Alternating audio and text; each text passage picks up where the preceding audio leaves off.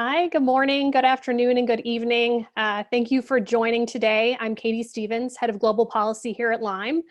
We're really honored to host this webinar today, the first in a series of global webinars with this incredible panel of experts moderated by Axios's Kim Hart, and to have an open dialogue on the issues we're all talking about, which is prepping for the day after, how micromobility can get communities moving past COVID-19. I'd just like to thank Barb, Calvin, Elizabeth, and Brianne for joining us today. Additionally, I wanted to thank Brittany Kohler for filling in for the National League of Cities team, where she's Legislative Director for Transportation and Infrastructure Services.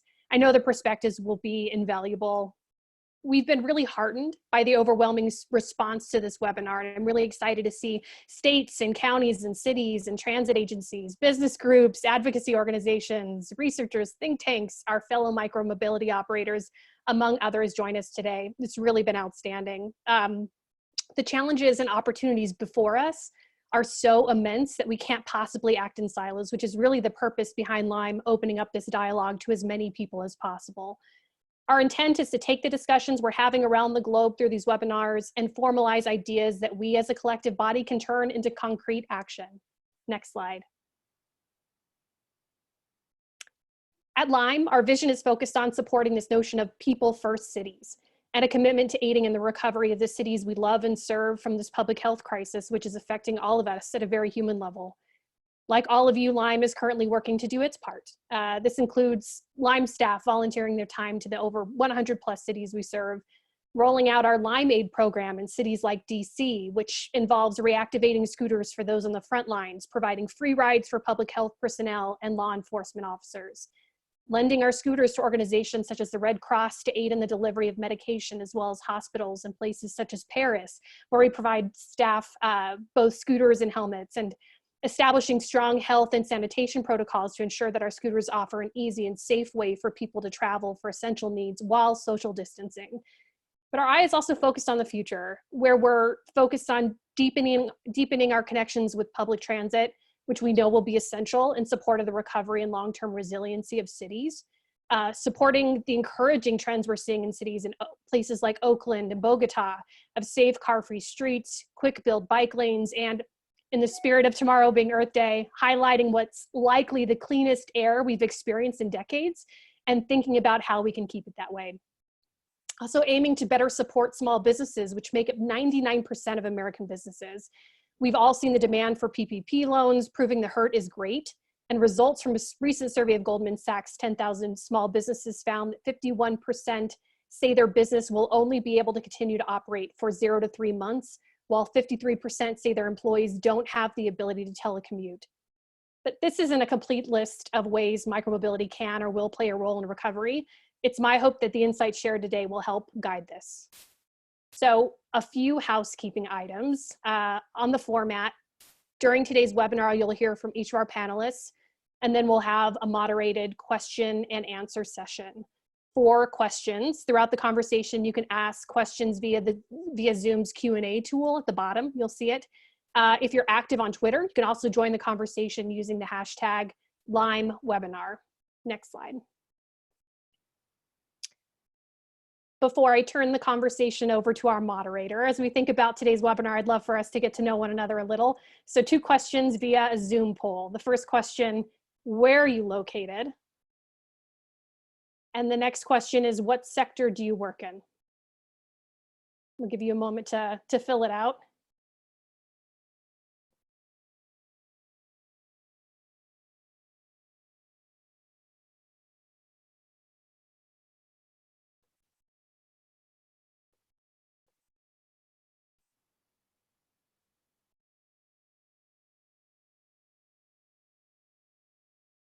We'll display the answer in just one moment.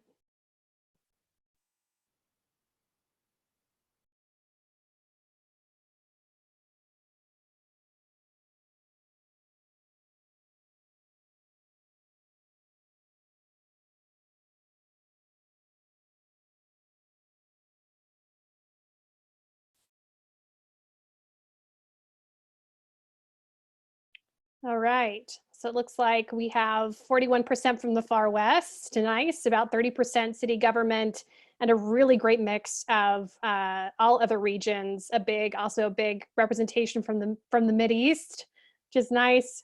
So thank you all for joining. I really appreciate it. So I'm now excited to introduce our moderator, Kim Hart of Axios. Kim is Axios Cities correspondent and authors the weekly Axios Cities newsletter covering this technology and market forces shaping our urban areas. She regularly discusses these issues with foremost experts, has been discussing COVID's implications for the past several weeks, and deeply understands the intersection of tech and government. If you're not already reading her newsletter, you should sign up today. So Kim?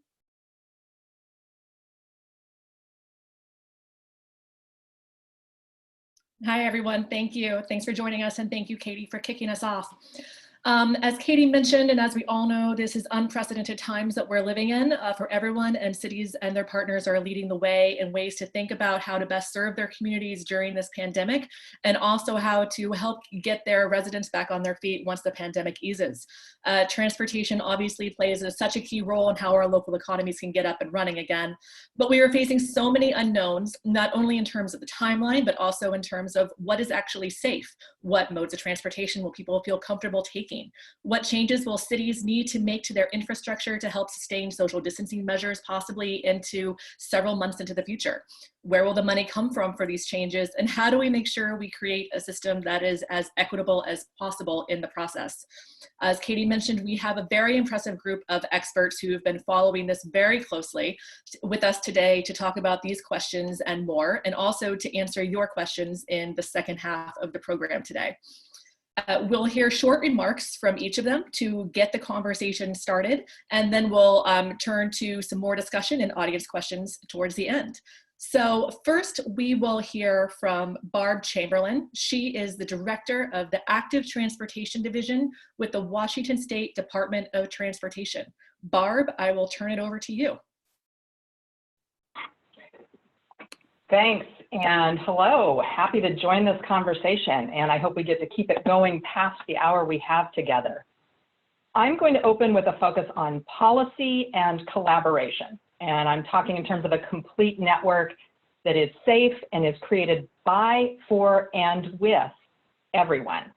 And I'm going to speak not only about micromobility, but really active transportation in general. That's my portfolio now in state government, and I worked in advocacy before, so I bring lessons from both those perspectives.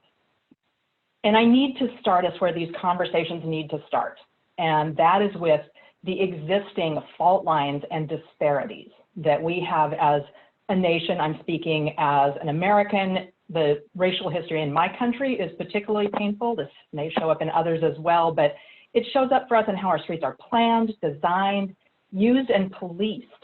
And every other disparity shows up too. So we have inaccessible sidewalks that lock in disabled people, for example, street harassment, rural and urban divides. I'm from a very large Western state, so we have big differences in infrastructure and in political cultures. So we have also this car-centric legacy that's grounded in this history, that reflects this history, and it makes all of this worse for many of us. We have less infrastructure in red-lined neighborhoods, less foundation for consultation and working together. And at the same time, in this extraordinary period in our history, we also know more than ever that spaces for people matter. At the end of the day, when every other mode fails, people are on their feet or on their wheels. And I would say that planning for active transportation is planning for more resilient communities, regardless of what kinds of challenges we're going to be facing. I started out referring to fault lines. I live in an area where we're going to have earthquakes. So how do we get there? I'm going to give you 3 quick points and 1 example. First, I always work from a space of collaboration. And because I originally majored in English and linguistics, I have to tell you that the root of the word collaborate is to labor together. This is actual work. And you can't skip over this work. And when it wasn't done before, that's going to show up. So how we involve people in planning the spaces they live in and move through really matters. And one of the things I think at least some of us are seeing is there's a disconnect in this dialogue right now. There's, yay, take the streets, and there's, wait, streets for whom? And who did you talk with in this conversation? So as an action item, or several action items, for people who are leaders and volunteers and advocates and decision makers, we can try to understand the demographics in our community. We can use that as a measure of whether we've really succeeded in having a table that's set for everybody. And it's going to be really challenging right now to do things like public engagement. If you didn't already do it and you're trying to make up for that now, what could we do in a thoughtful way, maintaining good social distancing? Could we still be talking with people at a really local level about what's happening? So that's your first item, is collaborate, work together. The second, I would say, is set a goal of creating complete networks. And I use network in every sense you can mean that: networks of people, networks of really comfortable infrastructure everywhere, networks of decision makers who will convene before a crisis so they do better during a crisis. And here I have an example, and for those who are my friends and neighbors, it's not a critique of how we approach this, it's just a story that in my community, in the span of about 48 hours, looking at trail connections, we had trails are open, but remember to stay farther apart. Trailheads are closed to sort of try to cut down on the use. Trails are closed. Wait, trails are open for essential transportation use.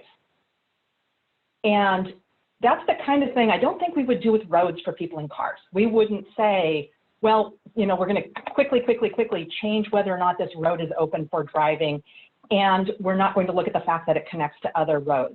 We're just going to do it because it's some sort of special piece of infrastructure.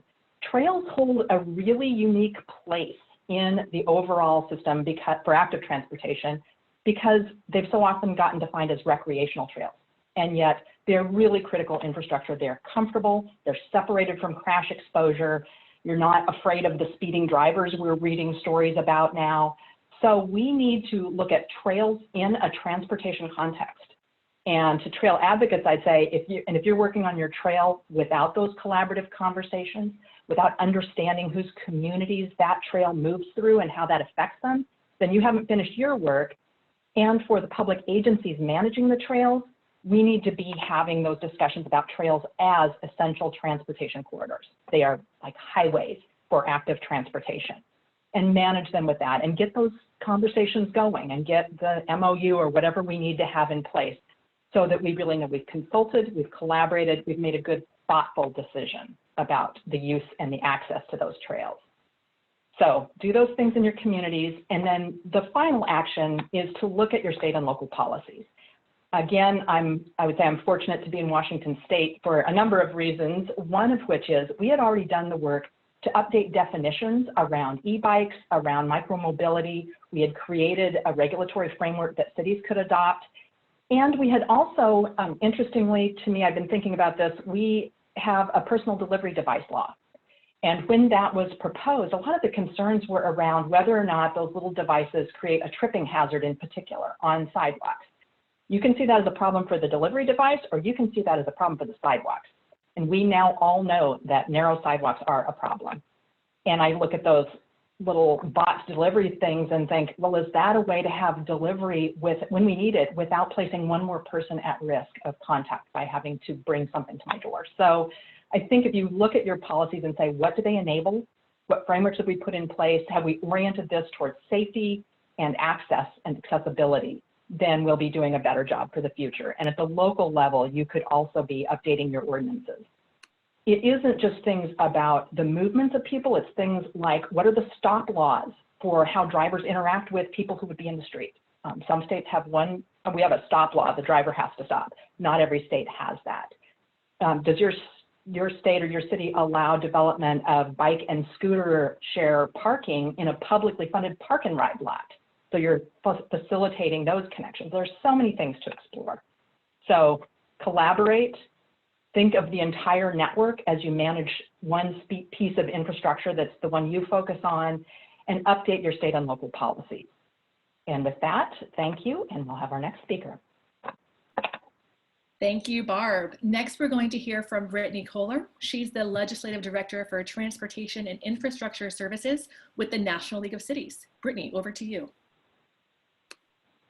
Thanks, everyone. Certainly a pleasure to be here and glad to have so many cities on the line listening into this conversation, because we know you're working really hard on the front lines, taking all the necessary actions to support our communities. And we know that it has been a tough but necessary set of choices that have been put forward to cities. And, you know, as we've taken a broader look and seen the early responses from our cities about how COVID-19 is impacting them all, there are a variety of challenges ahead. Right now, 88% of cities expect to face shortfalls this year. And it's likely going to lead to some difficult decisions. Everything from cutting critical services to determining which projects and programs get to move forward, furloughing and laying off workers. All of this will be happening while demands may be higher than ever for our cities and for our essential workers who help keep everything moving within our cities. But as we decisively chose to socially distance and make those tough decisions, cities also know that together with our partners, our service providers, and community businesses, we need to start now to plan to stage a comeback and recover. And so that's really what we're focused on today. And I know that there's a lot that our micromobility partners might be able to help us do as we reopen and consider what those steps are going to be. First and foremost, I know that cities are going to be seeking a balance between keeping that healthy social distancing, following CDC recommendations, but also making sure we're providing adequate services for our citizens. And you've already seen so many cities begin to make small but important shifts to what they're doing. For transit, many of our cities have shifted to larger buses. We've done rear boarding. We've limited the number of passengers just to protect drivers and riders. And these are things that, frankly, you know, are everyday actions that all need to be reevaluated.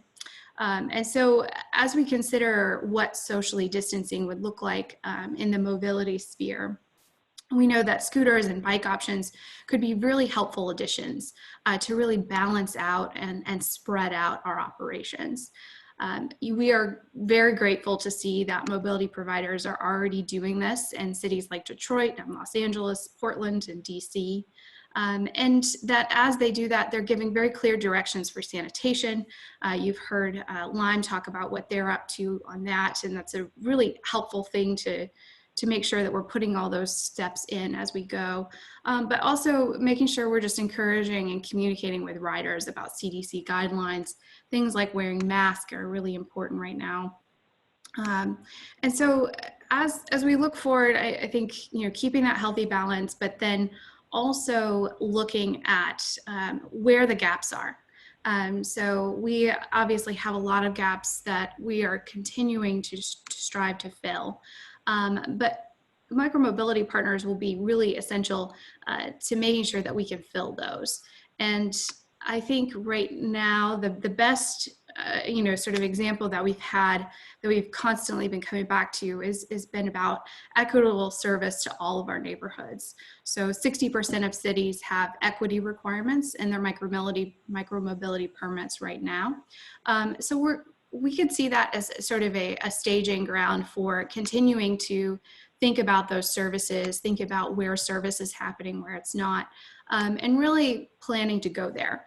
And I would take that even outside of a particular city and a particular neighborhood, and say that I believe there are a lot of cities that we've heard from who've expressed interest in having micromobility operations, but maybe they haven't had a service that wants to come to their area. This could be an incredible place for we hope new partnerships and new opportunities to really meet those demands. Maybe places where they have some existing bus service, but they're not going to be able to add 2 or 3 extra buses to really space things out. So what do those new opportunities and new communities look like? Third, we know that cities will continue to need partners who communicate really well. And the best way to communicate with cities in our modern times is really about data. Data exchanges, discussions about what that data shows us, really important to make data-informed decisions. And that's particularly true as we think about moving out from our stay-at-home orders. And so we can't reiterate enough the importance of good communications. And cities really are looking for that communications because they want to have a dependable partner, a truly a dependable partner who's there for them in a crisis, who's there for them during normal operations, and who's looking to be that voice of, well, how can I help, and then respond in kind, and to be very much aligned with that from a public perspective. We need there to be some dependability of, I know that I could get a scooter anytime. And so we need to work to make sure that we continue that communication. And as you might expect, the National League of Cities believes that this pandemic will not necessarily just be a return to business as usual. We can't just flip the switch. For a lot of our communities, this means that there will be some gradual changes, but most importantly, it means there's going to be innovation. Cities are very innovative in how they tackle challenges. And so we're already seeing the first signs that they're going to be out testing and implementing different ideas. We see this with many cities rethinking streets and pedestrian areas specifically. Just to name a few examples, in Oakland, California, we saw a movement of their Slow Streets program to close down about 10% of their city streets to cars so that they could create more space for pedestrians, micromobility, and bicyclists. In Philadelphia, Pennsylvania, they closed MLK Drive. And this has led to, frankly, an ability to create a pedestrian zone that was traditionally, used in the past for different reasons, but now is sort of becoming a great place for movement in the Philly region.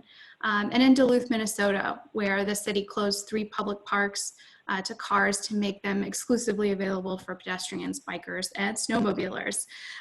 Yes, there's still snow on the ground, they report, and they are glad to see these types of operations sort of change and open us up to new ways of thinking about our streets, new ways of partnering. And so I think we'll continue to see that innovation. Looking forward to the continued conversation, and thanks again for taking a moment to hear from our cities. I know that they're eager to talk with not only the experts on the line, but also our partners across the country. Thanks. Thank you, Brittany. And now we'll turn it over to Calvin Thigpen. He is the Director of Policy Research at Lime. He has some interesting new data to share with us. Hi, everybody. As Kim said, I'm Calvin Thigpen, and today I'm excited to share some unique insights as Lime's Director of Policy Research. But first off, as a company that cares deeply about solving urban transportation challenges, we know that public transit is a backbone of cities' sustainable transportation systems. And in many ways, what our data shows us is that micromobility's success is linked to the health of public transit. When I surveyed 18,000 riders last year, 50% said they had started or ended a trip at a public transit stop in the prior month, really demonstrating how micromobility can help solve that first and last mile transportation challenge. And this symbiosis with transit helps drive many of the positive benefits of micromobility. Just to give one example, 25% of our global trips are shifted from cars. And so that has obvious positive benefits in terms of greenhouse gas emission reductions, as well as congestion relief. But then enter COVID-19, which has raised fears about the erosion of sustainable transportation systems. As we've seen in the US, transit ridership dropped by about 80%. But first and foremost, this really is a public health crisis. We're seeing that the burdens of this pandemic are falling primarily on low-income households, communities of color, as the virus has essentially exposed pre-existing disparities, as Barb mentioned, in healthcare access, economic outcomes among sort of economic and racial lines. We see the research out of transit centers shown that 2/3 of those essential workers who are still traveling by transit are people of color. And so that connects directly to those disparities in health outcomes. But the question on everyone's mind on this call is, will these changes, these sort of early but drastic shifts in travel behavior prove durable as we sort of emerge from COVID? And so I recently asked a sample of Lime riders in Denver, Colorado, and they said that they anticipated decreasing their use of public transit in the aftermath of COVID-19 and also decreasing their use of taxi and ride hailing.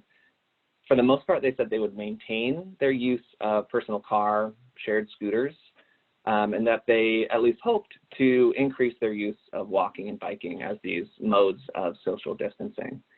And as transit systems face increased costs due to extra cleaning, staff time, as well as reduced fare box recovery, there's a continued concern that transit systems will be bankrupted by this pandemic. And so we at Lime have tried to play our small part in advocating for transit support. In the recent stimulus bill, we were able to help riders send over 1,500 messages to Congress in support of that relief. And then we continue to look for ways to support transit. As Congress considers a second stimulus bill, we really strongly encourage the federal government to rescue our transit systems that are being decimated by this crisis. But in the meantime, while real and perceived risks of contracting COVID-19 on public transit remain, we need to increasingly be looking to modes like micromobility that allow for social distancing. In South Korea, where Lime has continued to operate in 2 cities throughout the spread of COVID-19, we've been able to do that thanks to the government's really effective steps to contain the virus. And this continuity of service has allowed us sort of a peek into what is possible in that day after, when we begin to resume more normal travel patterns in the US. In the immediate aftermath of the COVID-19 outbreak in South Korea, trips dipped by about 25%, but they've since rebounded to essentially pre-COVID levels, again, as locals are using scooters as this way to stay socially distanced while still getting around their cities for essential trips. And as Katie has mentioned earlier, at Lime, we've stepped up to make sure that our riders are safe using our scooters, and we've also put together programs to help essential workers get to their destinations. So that includes sanitizing our scooters, following CDC, World Health Organization guidelines. That includes rider education messaging, using our THRIVE acronym to wash their hands after their trips, only use Lime for essential trips. And then we recently launched a Lime Aid program where we offer free trips to health workers and law enforcement in cities in the US like Salt Lake City. And then we've also donated scooters in Paris and to the Red Cross in Italy. So as we slowly emerge from quarantine and shelter in place in the US, we know that micromobility can play a part in rebuilding our economy. In my global rider surveys, 80% of riders say that they are locals. So they work, they live, they go to school in the cities that they're riding in. And so even if tourism is reduced for the foreseeable future, as it probably should be, scooters have and will continue to serve local travelers' needs. 46% of trips are for commute on Lime, 29% are for social, the dinner, entertainment, 15% of trips are for errands like shopping or grocery trips. And along these same lines, we found that over 2/3 of riders used Lime to visit a local business within the last month. This is all pre-COVID. So we know that Lime and micromobility as a whole can play this role in reopening our economy safely. And so how do we continue to partner with cities to restart our economy safely? As others have mentioned, the city of Oakland's getting a lot of love on this webinar, and I think rightfully so. The approach they've taken to opening and slowing their streets has been really admirable in terms of leveraging a plan that they had already developed with input from the community, engagement with the community, to really make it safe for people to walk, scoot, and bike for those essential trips.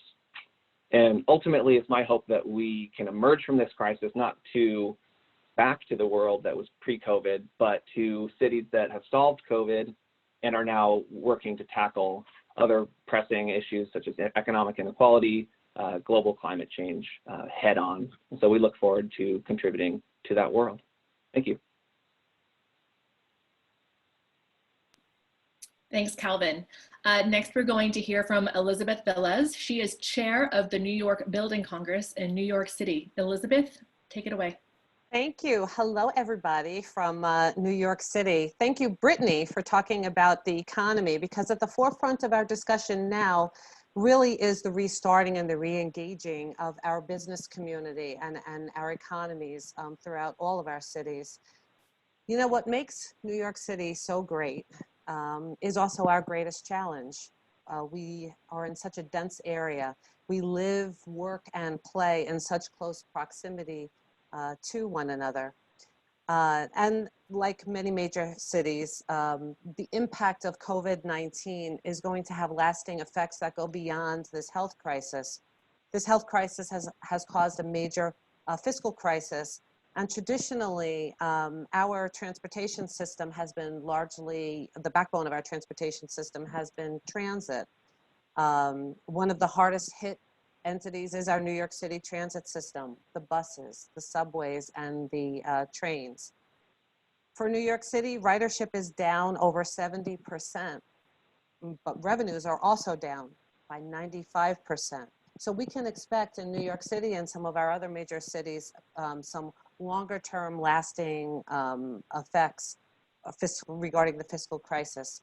When we talk about the restarting from a business perspective, we have to think about alternatives. Social distancing is not supported by our traditional transit means, as Calvin had just discussed. So as we slowly come back, we have to look at those transportation alternatives to restart our economy. There's some good news, I think, in New York City. A few weeks ago, it seems, another world away, in January, New York State had passed legislation supporting sustainable transit options through micromobility. Little did anyone know that now we should be looking at those alternatives, those transportation alternatives in micromobility in a post-COVID-19 world. So we have the legislation now in place, and I'll go back on legislation because I think good public policy really helps us as we talk about the restarting of our economy. In addition to the governor's legislation, the other good news is that I believe New York City has been kind of primed for alternative means of mobility. 75% of all taxi trips in New York City are within 1.5 miles. Great for micromobility as a substitution as we move forward post-COVID. 78% of riders on city bikes, our rental biking system here in New York City, are also within 1.5 miles. So we already have kind of a social and cultural change that supports micromobility. And then lastly, in New York City, our legislative body, the City Council, is proposing the opening of 75 miles of roads for micromobility, for walking, for biking, just to get New York moving again. Some thoughts as we move forward. How can our transportation systems improve our quality of life? And more specifically, how can micromobility be included in that? These are questions that we're asking ourselves in New York City now. How can we implement micromobility alternatives safely, as some of the other panelists have talked about? How can we use our public spaces for transportation throughout New York City?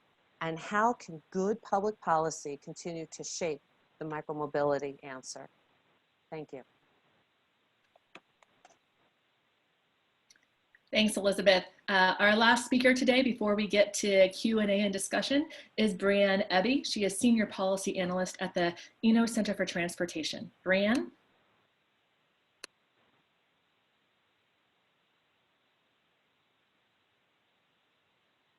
Hello, everyone, and thank you so much, first of all, for hosting us in this conversation live. I think it's an important discussion. So again, my name is Brianne Eby. I work at the Eno Center for Transportation. For those of you who don't know, we are a nonpartisan transportation policy think tank based in Washington, D.C., and we provide professional development training and policy analysis for all modes of transportation, all levels of government, and the public and private sectors. So while our pre-COVID work is still ongoing, we're still doing that policy analysis and research. We're finding that the current context is very much factoring into that work, and we've pivoted a lot of our work toward responding to what we're seeing. And so specifically for the COVID response, we're looking at how the federal government is supporting transportation providers through the crisis, but we're also taking a look at how providers themselves, again, that's the public and private sector, and that's across all modes of transportation, are reacting today and planning for the future. So I'll focus my comments on that element. So how are transportation providers responding to today's crisis, and how are they planning for the future? And I've broken my comments into what I'm considering the known elements. So that's kind of how providers are responding today, and then the unknown elements. So what are the potential future challenges that we should be thinking about right now? And so for the known elements, certainly we're thinking about moving essential workers. For example, early on in this crisis, we saw that there was an increase in city bike trips in New York City to healthcare facilities. We also know that transit is still operating, but in some cases that's on reduced schedules, which creates higher risk for those who are taking it. On the other hand, and this gets back to the bike share example, in New York there were also conflicting messages coming from the New York City mayor's office about whether City Bike was going to expand and there would be more docks available in your hospitals. Barb, at the top of this call, had some good example about conflicting communications on trails and whether they were open for people to be using them or not. And so I think that in terms of moving essential workers, I think this all really showcases a need for clear communication coming from leaders about what transportation options are available. The second element in terms of knowns is certainly the funding landscape. So we saw with the first batch of federal funding to come out that there was $25 billion allocated for transit. In any future aid that comes out from the federal government, it's unclear what balance of maintenance and expansion funding will be available. So while there is some in terms of a lifeline that's been made available now, I think thinking ahead to the future is still a little bit unknown. We are also seeing, though, tax revenues are down for the transit systems that are relying a little more heavily on those. And so I think the clear takeaway from this in terms of funding transportation systems is that prioritizing a state of good repair instead of building new systems is something that will align with broader urban safety goals. And so this is something that will play into, certainly from a micromobility or safety advocates perspective. I think that's something that we should be looking at, is what in any future funding that comes out, what is that allocated towards? And the third thing in terms of known challenges today are the operational challenges. And this is really everything from the street closures that we've talked about a little bit already on this call, things like fare suspension for transit systems, making bike share or other bike mobility services free or reduced to charge, temporary bike lanes, all kinds of things like this. And there was a great, there's a map available on City Lab that uses the information from the National Association of City Transportation Officials, and it lists emergency measures that these cities are taking. So that's a great visualization of what different cities in the U.S. are, what operational changes they're employing. In terms of those, I think it's good to think about like any good pilot of something that's new, a new program or a new service, really taking ample time to measure the effects of those. And so rather than removing a program that might seem challenging at first, testing it out and allowing the data to come in to really see if this is something that is in fact producing the kinds of results that we need. In terms of planning for the future, so these are what I'm calling the unknowns. Things like modal demand and shift are really up in the air right now. So will people still be willing to take shared modes? I wrote an article a couple weeks ago in Transportation Weekly that kind of explored some of this and looked at the short, medium, and long-term behavioral changes that we might expect to see from the individual's perspective.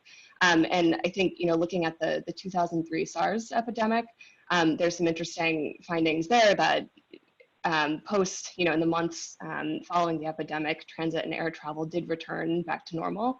I think there's plenty of reason to think that the current situation will play out a little bit differently, but it's kind of interesting to compare it to other examples that are similar. There might also be more auto congestion. So obviously driving is down right now. But if people are fearful of using shared modes in the future, they might be more inclined to drive themselves. And I think we're already seeing that in Wuhan. There's surging demand for new cars. So this is something to think about and something that we can't fully anticipate, but it's worth thinking through the different scenarios of how that might play out. And I think the takeaway here is that the public is going to need to trust that shared services, whether it's transit or airplanes or micromobility, that they're safe to use. And so with whatever aid or additional revenue is coming in for these services, I think that transportation providers are really going to need to focus on sanitation and also marketing for how providers are keeping the riding public safe. The next, in terms of long-term unknown factors, is the viability of private sector providers. So we're seeing that, car share was already struggling. Car2Go recently pulled out of North American markets. And so, that's one example. Lyft and Uber saw stocks drop right after they canceled carpools early on in this crisis. So just thinking about different examples of that. It's too soon to tell what might come out of this, but I think one of the takeaways here is that the public sector should, if we're thinking about, I know there was the City Lab article recently about the public sector subsidizing micromobility. I think the public sector should be abundantly clear about their policy objectives and what they're trying to achieve if they're testing different solutions like this. Another example of this is piloting different partnerships like microtransit services. So again, public sector should be very, very clear about what their goals are with those types of partnerships. But I also think that the private companies should be forthcoming about what their services provide and how much it would cost the public sector to support those services. And then finally, in terms of unknowns, the extent to which previously existing public policy goals will be incorporated into COVID response, I think is something that we don't fully know yet, but that we can start planning for. So, for example, before the crisis, cities were exploring ways to incorporate sustainability or equity goals into their transportation plans and policies. So congestion pricing is one example that comes into this. Has written about, how this might not seem like the appropriate time to be exploring such a policy. It really shouldn't be left off the table, because once we emerge from this, I think there's going to be even more of a need and a demand to implement policies that can help with pollution and congestion in cities. And so congestion pricing is just one example, but I think there are a lot of really important public policy goals that shouldn't be abandoned right now just because this is kind of a crisis moment. I think we should be further exploring those policies. And with that, I will leave it there. Thank you. Thank you to Brianne and all of our speakers. And as a reminder to the audience, there is a function down at the bottom of your screen, the Q&A function, where you can ask questions. And we have about 18 minutes left, and so I'll try to get through as many as possible. There's kind of a pretty wide range of questions that we have already. One of the first ones that came into the queue here was one that was top of my mind and also top of my other reporter colleagues when I asked them about what they were most interested in and what their questions were before I got on this call. And it is talking about the shared nature of micromobility that Brianne just touched on briefly as well.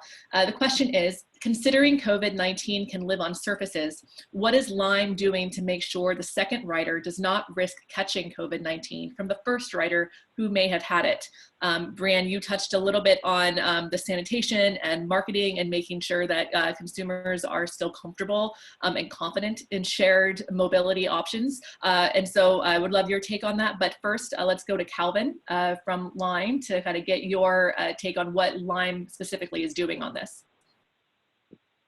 Yeah, happy to share. I mentioned it briefly in my quick 5 minutes, but what we have done is we've instituted increased cleaning processes so that first rider is not at risk.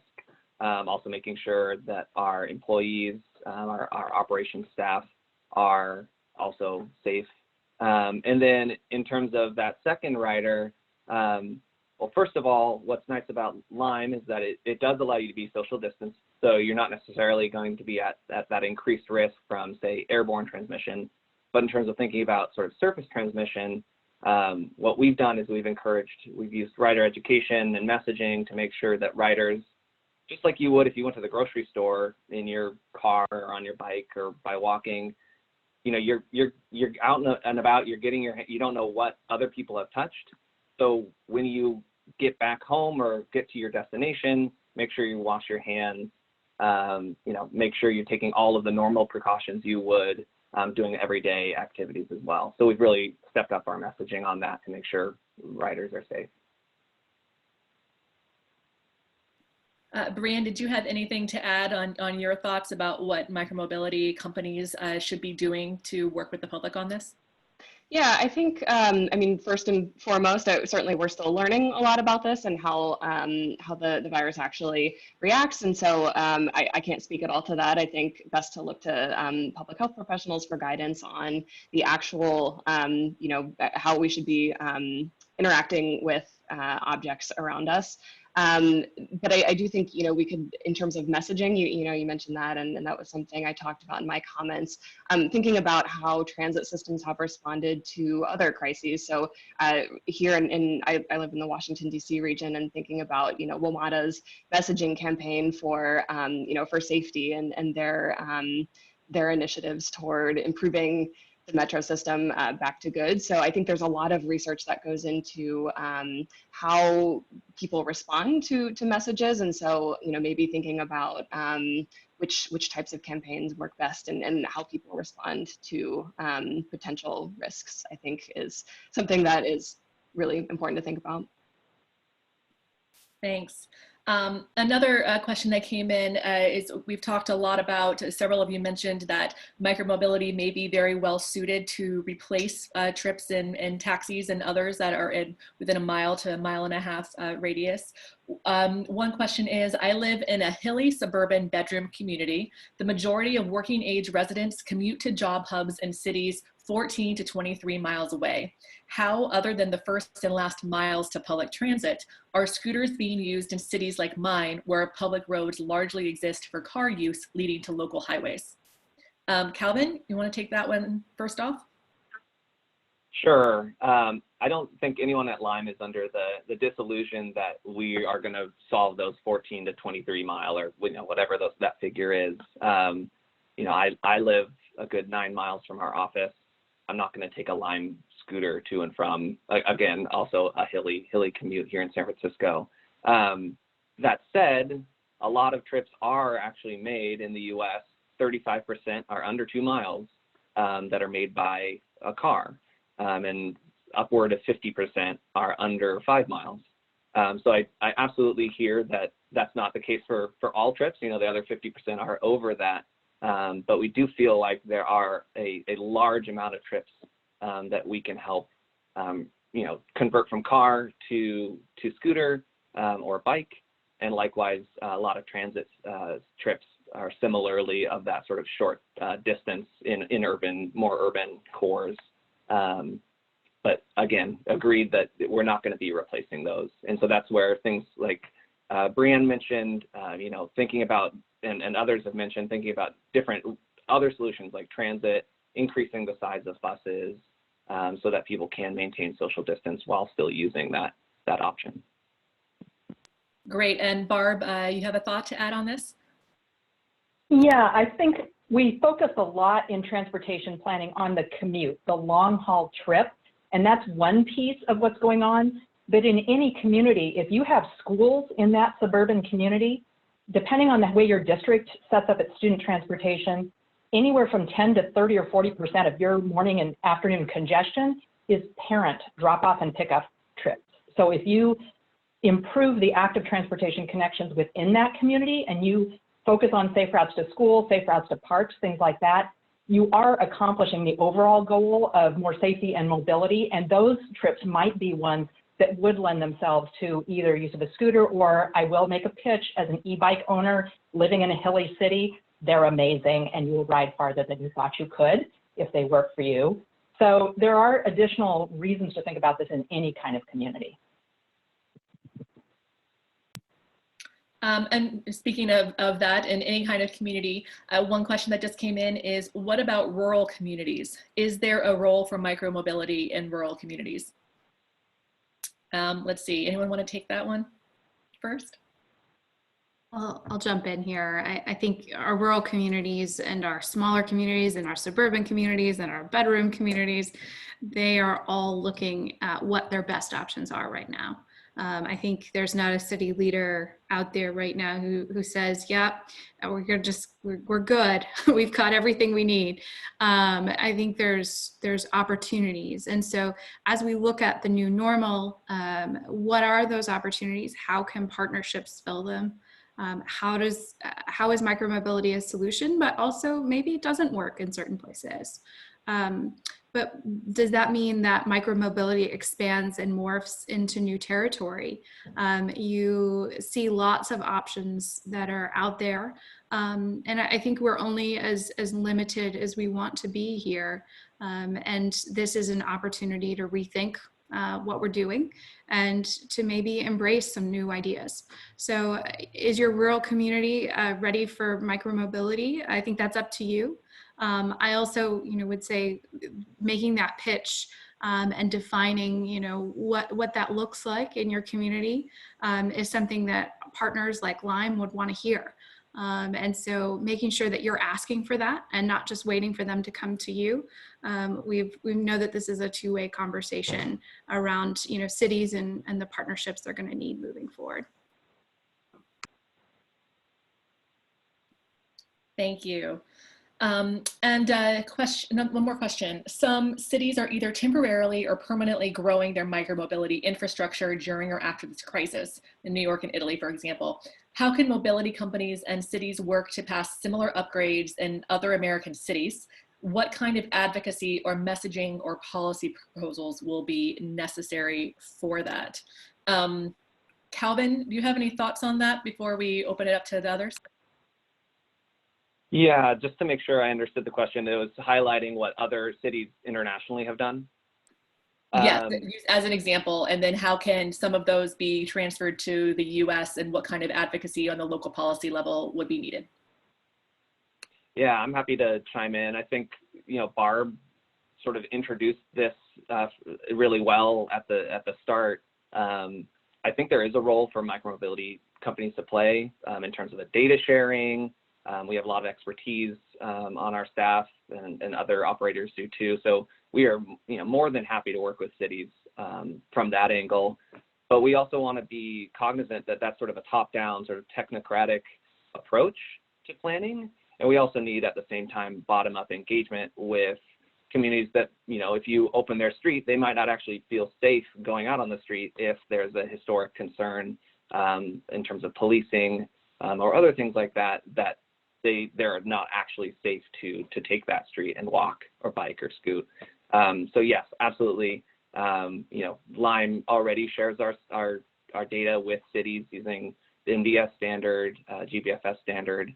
And then we're happy, as the policy research team and other teams, we're happy to continue to partner with cities in that respect.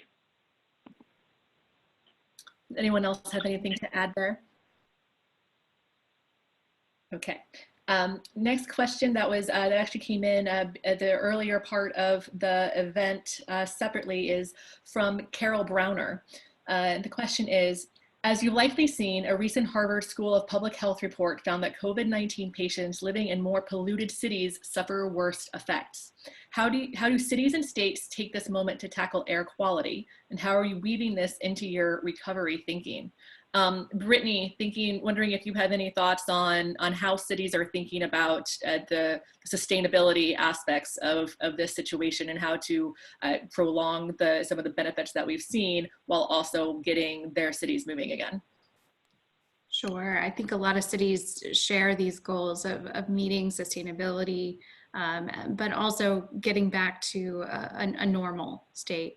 And so I think everyone is going to be looking at what the next step here is. How do we support what we need, what we want, and make policy choices that line up with that. And I'm sure there's quite a few folks on this line who can speak to what they're seeing. But again, there's never a time like the present to really see the benefit and the silver lining here, and then look to make those policy choices quite quickly. Elizabeth, coming from New York City, did you have any thoughts on that one? Yeah, absolutely. In fact, in January, when our legislation was passed supporting micromobility, it was with the idea that it would reduce traffic congestion and create sustainable alternatives. And so we can see that good public policy can actually herald us in this way of micromobility being an effective means of transportation as we restart our economy. There have been several questions about sidewalks and kind of how we tactically get to some of the changes, the infrastructure changes that several of our panelists talked about going forward. And so if we're looking at how do we widen sidewalks, how do we make them more conducive to robot deliveries or other forms of and modes of transportation, how at the local level do transportation departments tackle those challenges and keep them going forward? And Barb, I'll turn it over to you. And I'll take it from a state perspective as a starter, and others may want to add. A couple of the questions were specific to WashDOT and state DOTs. Both the pedestrian and bicycle guides that are put out by the American Association of State Highway and Transportation Officials, that's a mouthful, that's AASHTO, those are both being updated. And I know we in our design manual are constantly updating it. We are having conversations already around what kind of minimum width you want for something that is a regional facility. I mean, like freeways are bigger than residential streets, right? So think about regional active transportation facilities. None of these are fast changes. Those guides take years and years before they come out. And I think we all want a response now. So my pragmatic optimist self says, you need to engage, you need to talk to your state DOT and ask them what kinds of comments do they submit? Are they supportive of more robust design standards for active transportation? And then ask your city, are they looking to NACTO guides? Are they looking at the things that can give them the picture that they need of how to do better facilities? These are not going to be fast fixes. It takes time to get into that funding queue and to move it along. One of the things we're doing, we give grants for a ped bike program and a safe routes to school, and we're going to make sure people understand they could apply for a planning grant that included use of a tactical pop-up test of facilities. So that's the kind of thing cities are doing now, is those pop-up facilities. Could you test it and check with that neighborhood and the people who live there and say, does this work for you? Back to that collaboration and engaging with people. So I think there's both some sort of short-term opportunities, but then the reality is we need to be in this for the long haul. Thank you. And Brittany, you have anything to add? I'll just jump in and say sidewalks are some of the most underappreciated and under-recognized infrastructure that's out there. Our cities across the country have raised sidewalk issues, and the expense of using federal dollars to put in sidewalks is one of those key challenges that gets in the way of us getting things done and really creating that connectivity that we want. So I would say, there's a lot of potential here to jump in this conversation in a new way and really drive some solutions that help us in that sidewalk space. Thanks, Brittany and Barb. We are running out of time. We'll get to a final question here. What do the speakers see as the role of nonprofit partners in the post-COVID landscape to increase ridership, for example, and how should you engage these partners and pilot programs or whatnot going forward? Anyone have thoughts to chime in first? I can. So I guess I'll just reiterate that point about that I closed on about being very clear about policy goals. And so I think a lot of this starts with coalition building. So this is partnerships between nonprofits, public sector, private sector, to really define what are the community's goals, and then how do we want to devise, whether it's a pilot of a certain type of program or a longer term policy strategy, really coalition building to address policy challenges. And Brittany, one last question on that, given that we're talking about how do we engage nonprofits and other partners. I think part of the elephant in the room here that many of you discussed is the funding question that we have for transit of all kinds going forward. There was $25 billion in the stimulus package that was passed at the end of last month. It's open question as to how much funding will be in future stimulus packages, and how are cities kind of dealing with that unknown while they're dealing with the fiscal crisis on all fronts of their budgets, and also this precipitously falling revenue at the transit level, and how do they even plan for that when there's so many unknowns here? That's the great question. And certainly right now, Congress has several proposals that they're talking about to try to help cities really be able to have enough relief and enough of a lifeline to cover this time where revenues are very distinctively off. And you are going to see that across the board. And so Congress has 2 more packages that they've talked about, and we're actively pushing for them to include a relief fund. And we're hearing that a deal is being constructed right now that may pass as early as this week. And we would love to see that, because frankly, how do you keep essential services like transit moving without funding and functional support? I know that our rural transit in particular has reached out and said that even though that $25 billion was very helpful, more is probably going to be needed. So I think we're going to continue to look at those numbers and keep folks updated, keep Congress updated on where we're headed. But that's why it's so important to look for partnership and look for really streamlining those operations, but keeping the service as best we can right now. So continue to look to see where your city is at, but also know that there's going to be some challenges here unless we all work to support each other. Brittany, it just underscores the need for great infrastructure funding to be able to come out of this in every way. Thanks. And Barb, I think you had, I'm sorry, I didn't get to you quickly before I asked my last question about the nonprofit question. Did you have a quick answer on that? Just quick, and I know we're over time, but it's a great question. First is, if you're in a public agency, you can't advocate, so you need advocates to do that. I would say they've been critical in some of those laws I mentioned that we had updated, like the update to our e-bike legislation, for example. And second would be a reminder to my nonprofit friends, we're not just talking about transportation advocates here, we're talking about advocates for really fundamental civil rights issues as well. Thanks, Barb, great point. And with that, thank you everyone for joining. I'm going to turn it back over to Katie. Thanks, Katie.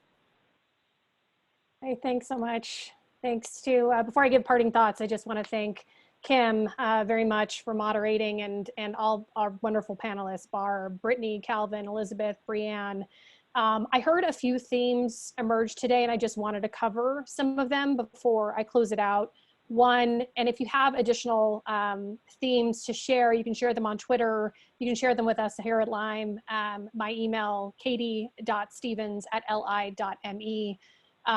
So one is infrastructure investment to advance safe streets and support transit and use of clean modes of transportation should be financially and politically supported and expedited. Updating state and local policy to support micromobility, e-bikes, infrastructure, complete and active networks, and access will help jumpstart the economy. Regulations, fees, and policies guiding micromobility systems and vehicles should be reassessed with the recognition that people are preferring to move this way and will continue. Calvin raised a couple good data points. 80% of Lyme riders are local riders, they're not tourists, and 2/3 of those are accessing small businesses. So also public policy goals such as congestion pricing shouldn't be abandoned now. Equity was a big one, came up again and again, acknowledging existing disparities, understanding demographics in the community and making sure everyone is at the table, supporting equity and micromobility programs in cities, consider relieving regulatory requirements and fees to accommodate this during this time, testing new things, innovating and reviewing the data. So that includes opening up streets to prioritize pedestrian and micromobility movement, and what I loved Barb talk about, which was tactical pop-up facilities and really the role of the state providing grants to do those things. I think that's really exciting to hear. Focus on safety cannot be understated, the health of the riders and non-riders, and working together on joint communications to all. And then lastly, coalition building and clearly identifying community goals, really the roles of nonprofits and the advocates coming together, both, climate action advocates as well as transportation advocates, as well as civil rights advocates coming together to support their support community goals. So again, we're really excited to continue this conversation with sessions in Europe, Australia, New Zealand next, and committed to sharing our thoughts broadly after the series has concluded. Lastly, your feedback is really valuable, so to our ongoing effort in improving future webinars. So please take a moment to complete the post-webinar feedback survey, which you'll receive in the coming days. And again, thank you for joining us. Thank you for staying over a bit on the time, and please stay safe and enjoy the rest of your week. Thanks, everyone.